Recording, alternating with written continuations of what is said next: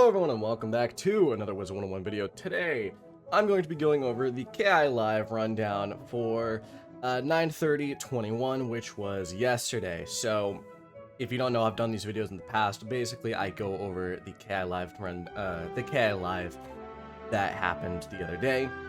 I do this with the help of the Atmoplex on Twitter, so please go follow them, send them some love.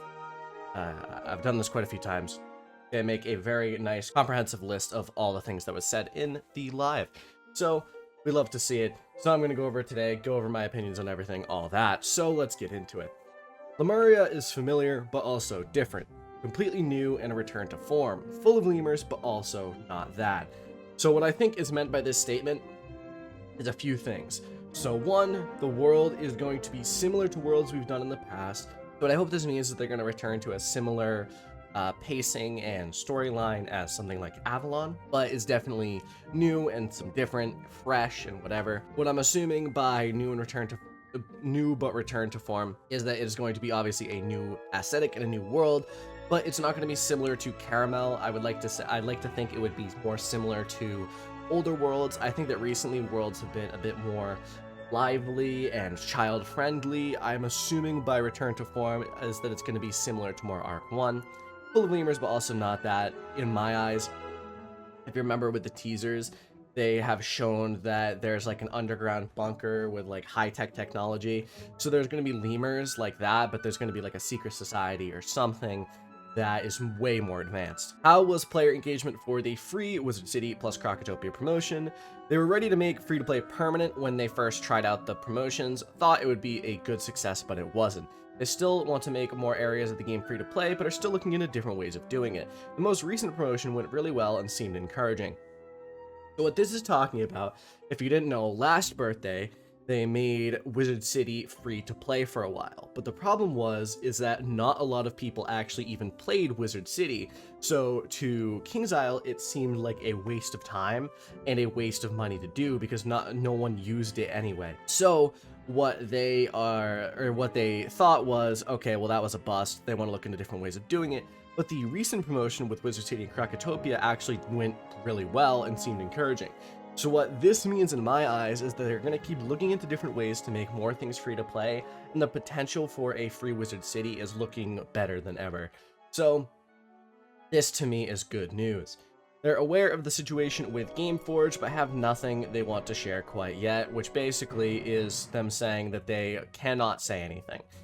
Likely, it is something with management bogged down, that they need to figure out first. Likely, Gamigo and King's Isle already kind of know what's going on, what's going to happen, but they can't tell us yet. So, take that news as you will. No larger Lemuria teasers yet. Just Instagram posts and minor social media teasers. By the next KI Live, there should be more stuff to share. So what this means is we're not going to be getting like huge teasers yet, but we're probably going to see some in the month of October, because October, it should be the last month before it comes out logically. I think it should come out in November. So definitely we're going to get a lot of teasers in October. They're very excited about Pirate's potential for the 10th year to come.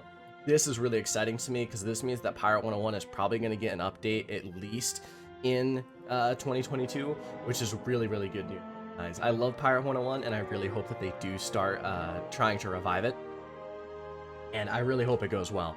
So I think that this is a pretty exciting news. One of the Lemuria zone is, according to many members of the team, one of the coolest zones they've ever added in Wizard 101. This to me is really good news because it means that the devs are really trying and they're putting their heart and soul into the world, and that's what I like to see. If this world comes out really good, I'll be happy. So hopefully that they do add something really, really cool. If they ever add a new pet rank or talent slot, they would first make sure to add a new system that alleviates pet fails. So basically, if there's a new pet rank, because of how many talents we already have, they would definitely want to make it so that pet failing wouldn't suck, especially after getting so much XP, because the next rank would probably be like 4,000 pet XP to level up. So they want to make sure that they add a system to alleviate pet fails a little bit, which is good because it means that if they add one, we won't suddenly all be failing and needing to make new pets. Magnetic said if they were to do a full new set of utility spells, he'd want to add a bunch of brand new utility effects and not just unlock availability of existing abilities. This is cool in my eyes. I'm excited to see new utility spells in the future, and I hope that they could do something really creative with them and make them also applicable in PvE and not just PvE. So I hope that we can get some good news with that.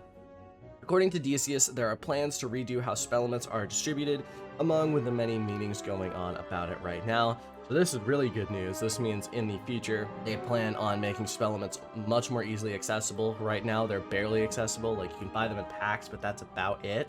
So they plan in the future on making them a lot more accessible, and that is, to me, really, really good. It also means we're probably going to get Ship of Fools at some point in the future. They've already said we're going to get it, but hopefully we'll be able to get it in the closer future rather than the further future. So that's really it for today. You can see here, this is the KI Live rundown. I think the most important things to note here are the free-to-play promotion seeming to go well, which means they're going to try to look into more free-to-play content, and the Spell Elements one.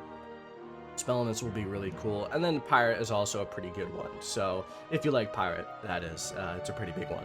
So yeah, I hope you enjoyed. Let me know what you think of the KI Live rundown in the comments below. Obviously, I'll be back next KI Live to do another rundown. So I'll see you guys then. Have a fantastic day. Thank you all for watching. Adios.